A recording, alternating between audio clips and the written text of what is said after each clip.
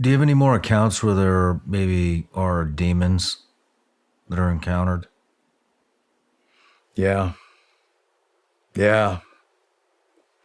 I'll tell you, Shawn, I mean, studying these has actually changed my theology in this sense.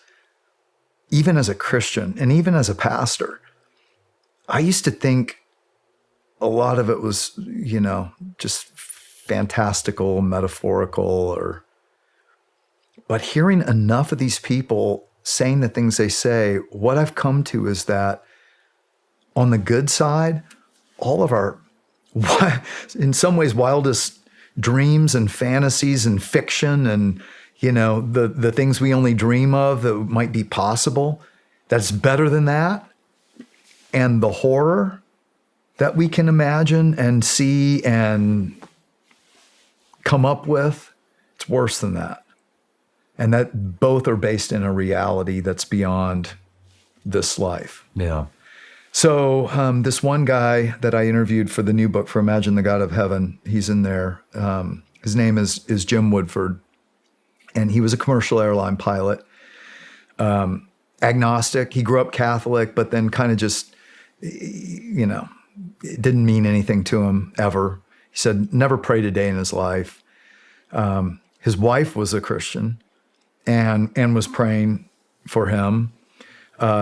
He was also a very wealthy businessman. So he had started multi-million-dollar businesses, he's a Canadian. He had a horse farm, had 19 British sports cars in a garage, a yacht, his own airplane.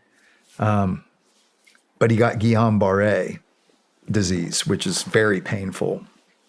Got addicted to opioids. And one night he was out checking the fence lines of his property, feeling the pain coming on. He's facing the setting sun, and he went and took the rest of the bottle. And he forgot that he had already taken more that day. And he said to me, when you're dying. He said, I felt it coming up, like this fire coming up through me. And he said, I knew it. And he had this realization that I've never thanked God for the life I thought was my own making. It's like, boom, he just has that realization, which I have heard enough of these to realize that, you don't want to wait till the last minute, but God is pursuing people to the last minute. He is. And in that last minute, as his head is about to hit the steering wheel, he cries out, God, forgive me. And then he dies. And Jim is actually a jokester, so I like to joke with him. I think you beat the thief on the cross for last minute. Yeah, and he did. And he says, that's who I identify. You know who I'm talking about? Yeah. Because there were two thieves on the cross. They're probably murderers. And one of them mocked Jesus, and the other realized that he was probably the Messiah that was foretold. And he said, Jesus, when you come in your kingdom, remember me.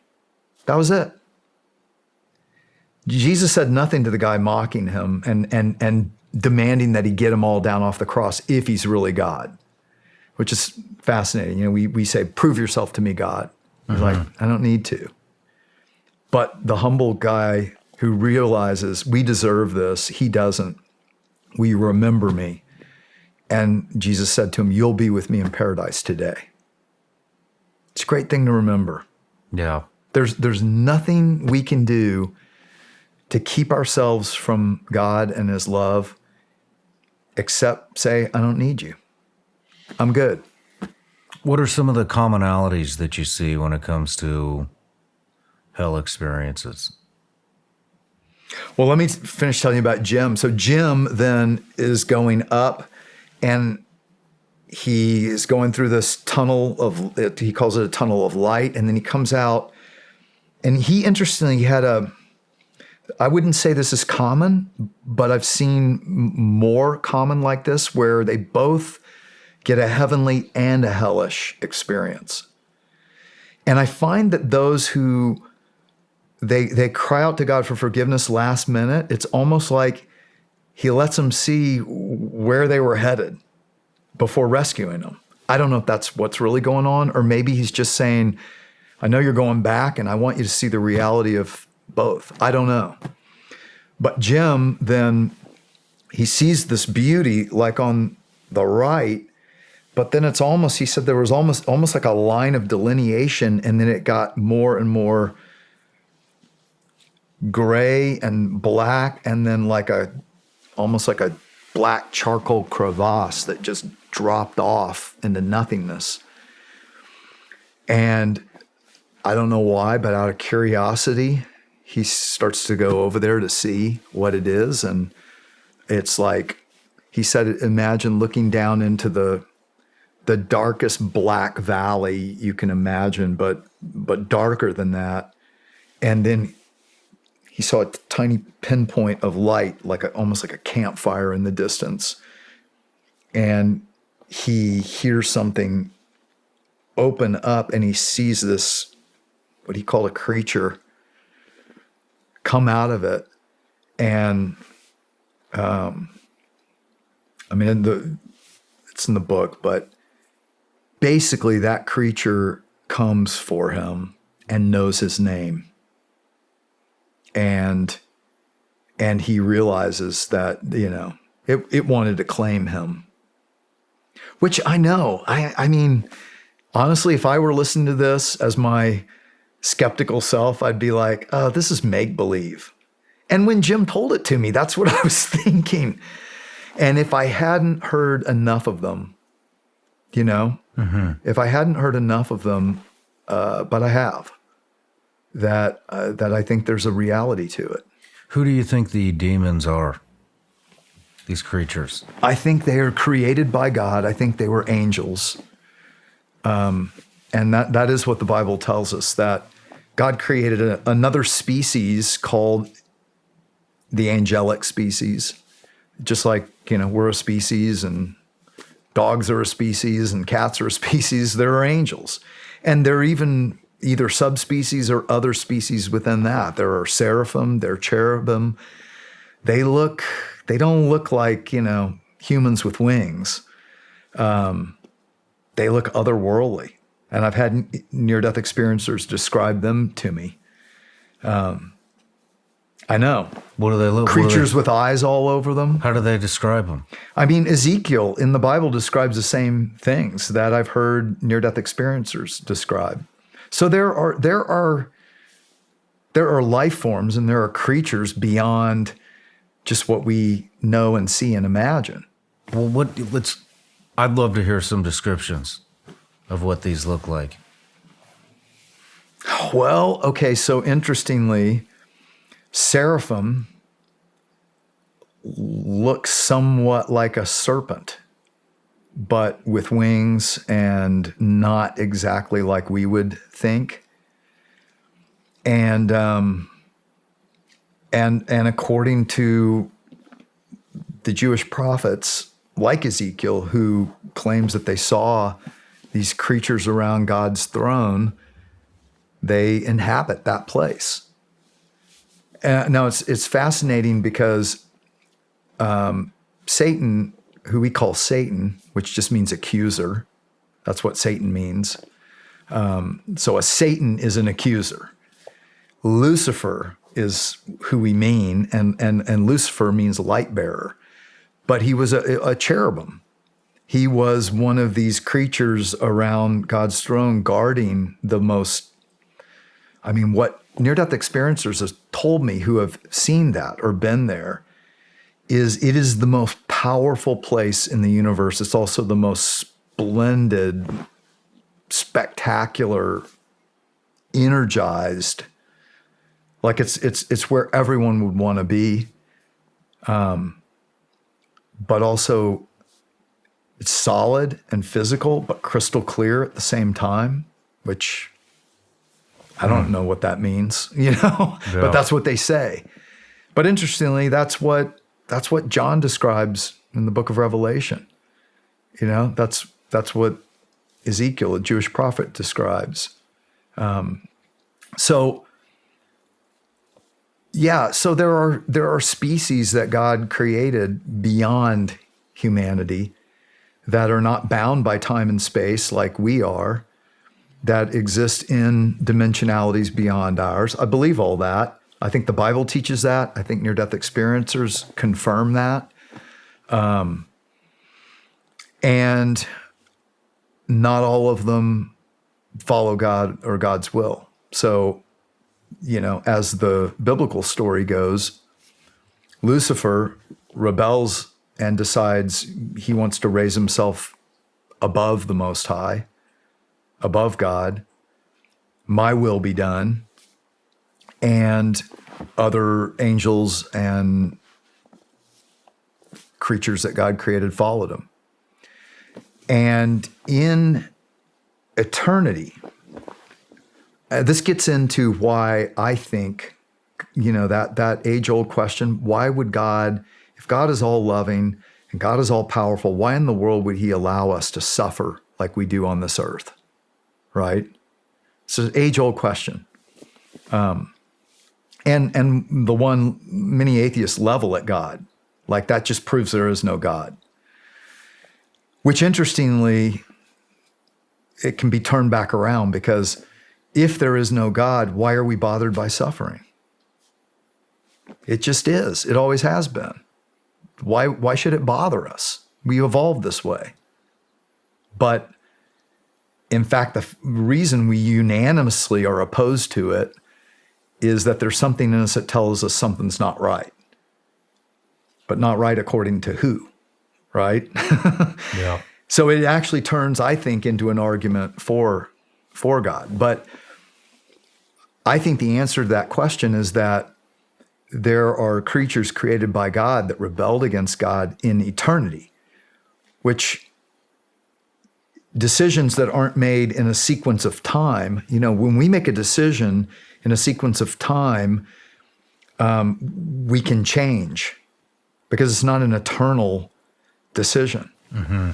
So we get to choose, and we can correct our mistakes in our temporal world.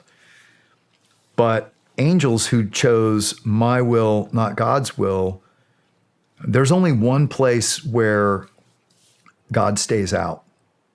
And Jesus said he created hell for the angels, not for humans.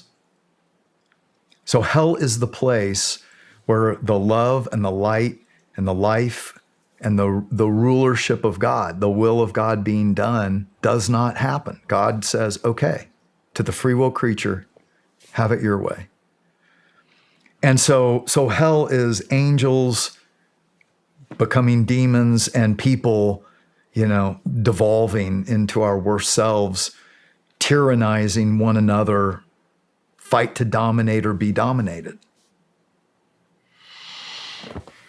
What are some of the commonalities that you see on Hellish experiences? Yes.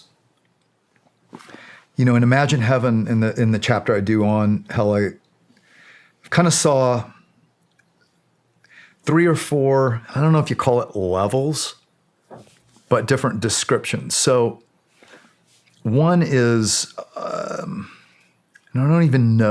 don't know if it's hell per se, but it's like a void. So some experience just this void. They go into a void, and it's just kind of like a void of nothingness.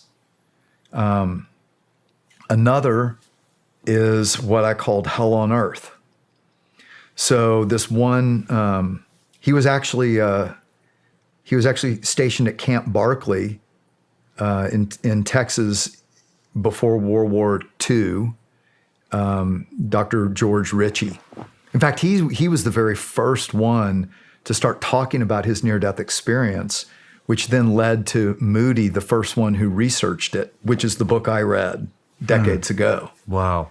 But he heard George Ritchie lecture at the University of Virginia, Moody did, and then started asking his students in his philosophy class if they had ever had any encounter with death, and he hears more and more of those stories and wrote them down. And that's what I read the first time. Okay.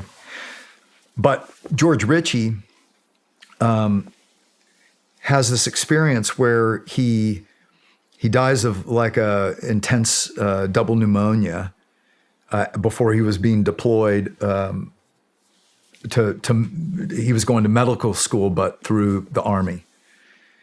And he leaves his body, same kind of thing, and he's confused because he doesn't understand where he is because he still feels alive. And he's trying to find, he's supposed to be on the train to get to medical school. And so he starts looking, he starts traveling and going, and again, I don't understand how, you kind of go like, what do you mean you don't know you're dead? You're flying across the earth. I don't know, but this is what he said, is he realizes he's traveling and he's going across, and it's our earth. And he's trying to get to medical school. And he ends up coming to this place, and I think it was like right across the Mississippi River. So again, he was in Camp Barkley in Texas. He ends up at this bar across this river in this city he'd never been to, and there he sees someone standing outside this bar with a Pabst Blue Ribbon sign, and he stops there and he's trying to get his attention because he's trying to figure out, where am I and how do I get to med school? Okay, and he keeps trying to tap the guy on the shoulder, and there's nothing. Like, he goes right through him. And so he starts to realize, what am I? Where am I? Am I dead? And long story short, he makes his way back. This is actually in Imagine Heaven, but he makes his way back to his room and sees his body, and then realizes, I am dead. And at that moment, this light comes into the room, same as usual, brighter than the sun. But he sees it's not a light, it's a man made of light. And he had the thought instantly, I'm standing before the Son of God. And again, he gets a life review, and he knows this is Jesus, and Jesus takes him and shows him first these people on earth who are, and this is why I called it hell on earth, is that they are bound to the things they worshiped or idolized on earth. So one guy he sees is in a bar desperately trying to steal a drink from somebody. So he's still enslaved, but he's incorporeal, so he can't fulfill the need. And he sees that. He sees a woman following her son, just nagging him still. And so he gets this understanding, like, that when God is not God, what Jesus said is, love God first, love your neighbor as yourself. That sums up the whole Bible, he said, right? But when we put other things as God, what he was kind of seeing is that's a form of hell. We continue on from this life and still trying to get it or that person or that thing to fulfill what only God can fulfill. And so he sees that. That's another kind of level of hell that I talk about. Another one is this outer darkness, which I already described, that Howard Storm, the tenured professor, went through. Interestingly, others have described the same thing. Dr. Rajiv Parti was chief anesthesiologist at the Bakersfield Heart Hospital. He didn't, he was an anesthesiologist, so he had brought many people back claiming to have near-death experiences and all the things we've talked about, and he'd give them a shot of antipsychotic drug and go check the stock market because he thought they're delusional. He didn't believe it. Mm-hmm. And then he had one. He had one. And he had yeah, he ended up in the LA hospital, ruptured septic, the whole thing. He codes. He finds himself initially in a hellish place, and very similar to Howard. And he described, I mean, this is an anesthesiologist who's Hindu, who grew up in India. And he's got a lot to lose. And he's describing hell as this place of both darkness and fire and these evil creatures that are running around torturing him and others. How descriptive did he get with the torturing? Descriptive. What, like what? You know, and I don't even like to describe it because it just doesn't sound real. You know, but like stuff we would do to torture each other, you know, like bed of nails kind of stuff, and cutting open, but in ways to prolong the pain and the agony. So here's the other weird thing, Shawn, that I don't know that I fully understand, is that it seems like on the other side, we do still have a body, we still are ourselves, we can still feel stuff, and in fact, we feel it exponentially more, the good and the bad. And a lot of the evil things we see on earth is it's just when evil can use us to get its will done to each other. But there's God's spirit constraining, and there's law, which is from God as well, constraining evil here. What happens when you take that away? And evil's not constrained, and it just devolves. So yeah, I mean, they describe stuff like that. And that, you know, that is why I believe God allows the suffering we're going through now. We say, how could God allow so much suffering? What if instead it's God's merciful warning for a short period of time, truncated immensely? In other words, we've been squeezed down in our experience of good so that we can only experience a small amount of how evil things can get. So this life is a taste of heaven and a taste of hell, very reduced, so that we choose, so that we see that God's will is good. And he did what he did through Jesus to forgive us all. So the only thing that can keep us separated from God is ourselves. You know, C.S. Lewis, he was an Oxford scholar, he's one of my favorite authors, once said, the gates of hell are locked from the inside. I think he's right. I think after interviewing so many near-death experiencers, and some have even said it, it's like, it's not God's will that anyone would go to hell. But if they don't want God, like if you're a Hitler, you know, or Stalin, or, you know, Taliban or whatever, and you want to be God, you want to determine who lives, who dies, who does my will, what's God supposed to do? Take someone into heaven and make them obey against their will? Well, that would be hell for them, right? Mm-hmm. And so, in fact, I think God allows the suffering, but in the midst of the good, and he's always with us through it, and he's also always trying to get us to just turn to him so that he can lead and guide us not only through it, but out of it, and to undo evil with good. What about commonalities between the people that have hellish experiences? Have you noticed anything in common with the folks that have those type of experiences versus having a more blissful?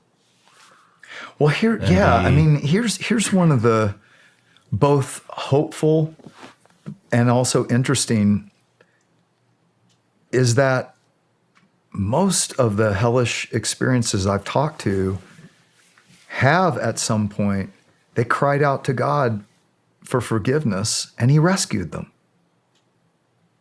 So this Rajiv Parti, like I said, Hindu anesthesiologist,